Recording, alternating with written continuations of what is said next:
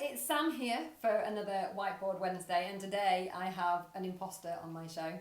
I've been begging to get on for weeks. So I'm Phil Jones, I'm co-director in Ashdown Jones and also Sam's son-in-law. That's right, yeah. And it's funny because we're here today to talk about progress, not perfection. And we have just This is take 5. So we need to practice what we preach, don't we? Yes. So yeah, you were going to say about how you came across this concept.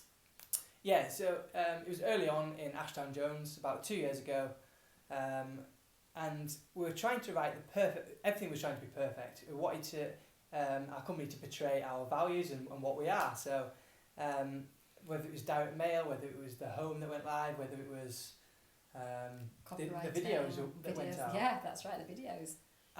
We probably would still never have launched a home if it was up to me. 2 years on. I'm all about progress, not perfection. Yeah. Yeah, and it really scared me at first.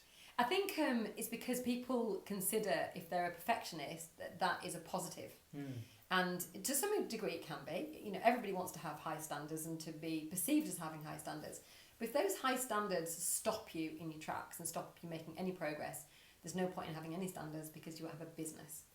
Yeah, and quick story from a client recently that you get two types of clients. One type of client that will send out one letter and say these letters do not work, and you get the other type of clients that will send out 30 or 40 letters to the same property until they get it. So one of our clients sent, I think it's 11 letters to the same guy, and he eventually called her. I'm not sure if he was happy or unhappy, but he said sheer bloody persistence. he said, you've sent me 11 letters, you may as well just come and have a look. And she converted him into a client, and it was worth 62,500.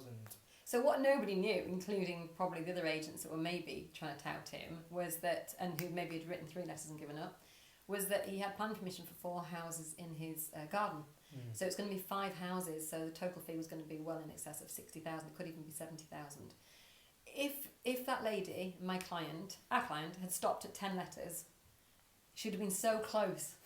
So close, but she wouldn't have known about it. So if you're sending out, or if you're not sending out any letters because you're too busy trying to make them perfect, or if you're sending out a couple of letters and giving up, you could be that close to that fee.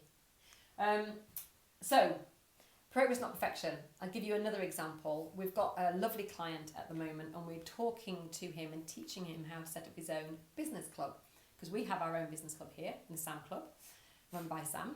Success at marketing, it's not. Nothing to do with me, it just happens to spell Sam. I tried to call it the Phil Club, but there was nothing that... We couldn't work it out, no, at all. And when I first started, you were a little bit dubious, weren't you? Because it's been going now for 2 years, and for the first about 6 months, I think we had 8 people coming each month, and then 10 people and 12 people, and it was growing so slowly.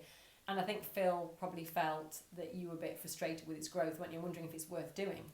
It was more a time issue, where for some reason often people want valuations or MAs on Friday morning, and that's when it was. That's when the club is, yeah. So it was a bit frustrating. Fast forward 2 years. And we didn't get anything for the first few We didn't get anything. For the first year, probably, really, all told. Maybe just 1, actually. But fast forward 2 years, we're running that club for just over 2 years now, and we have over 260 members in the Facebook group. Every one of those is a local relevant business to us, a local relevant business. They are fantastic. And on average, we have anything from 50 to 60 people show up live every time and listen to us talking for 2 hours about marketing.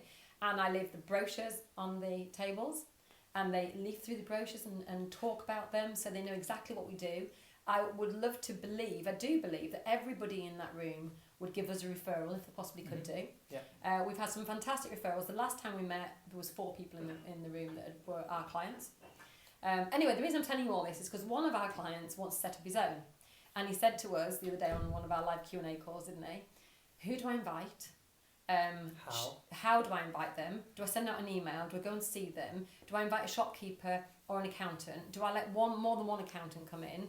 Or, do I put just my accountant in? Do I let him come in first? And then what if he doesn't come? And so what did you say to him? Progress, not perfection. Yeah, he was just overthinking it. And you know what? He could spend a year trying to answer those questions, but actually just starting up your club, he'll answer them straight away. Yeah, and by going down that route, he was probably pushing people away. He's going down the B&I route, and they're totally different people. Yeah, totally different people. So if you've just got an all-encompassing, all-welcome all kind of attitude, you know, and a kind of we'll work it out as we go attitude, then actually your business will grow as a result of that. And people like to see people's journeys, don't they? We get a lot of compliments about the journey we're taking, and people compliment us on our growth and the fact that they see all our boards around. Yeah. And that just wouldn't have happened. I mean, we've had so many conversations about sale boards, and the first sale board we ever put out we didn't like. No, we changed them quite a few times. We have, but we still put it out. Because actually without a sale board you haven't got a sale. So I think, you know, just putting yourself out there, making yourself vulnerable, and do what's the minimum viable amount to get that thing off the ground, whatever that thing is, and that will serve you well. Yeah, it's putting yourself out there. It is, and making yourself vulnerable and open to mistakes. Yeah, it is, and it's like a muscle. The first time you do it, you'll be hiding behind the sofa. Second time you do it, it'll just be a chair, and by the 10th time, you'll almost enjoy it in a straight weird way. Actually, I have to say something about your door knocking. Same thing. Overthinking your door knocking. I still like it. But you don't. But you still do it. Yeah. You think about the end product. Yeah. So door knocking is something we get asked loads of questions about, because we built our business for the first year on Phil's door knocking, and everybody would say to us, "Well, where's your script, Phil? Where's your pack you take out?" Wouldn't they? And what did you say? I don't really know what I say, because I'm just making up on the door. React to who answers. Yeah. That's it. That's not helpful, is it, to a client? But it's true, because by reacting to who answers, you'll learn what works. Anyway, we'll wrap up this Whiteboard Wednesday. We've waffled on way too long now. These are my links that are standing behind Phil. So if you're not already connected to us, depending on where you're watching this video, because it's in several different places, Facebook and YouTube, you'll find me at Marketing Magic, and LinkedIn at Sam Ashdown. And of course, do have a look at the website, samashdown.co.uk. If you go to the blog, you'll see that there's a really in-depth blog on there every single week on a Monday morning at 6 a.m. that is posted, and we go into a lot of detail on some of the topics that we're covering on these Whiteboard Wednesdays. So we look forward to seeing you soon. Bye for now.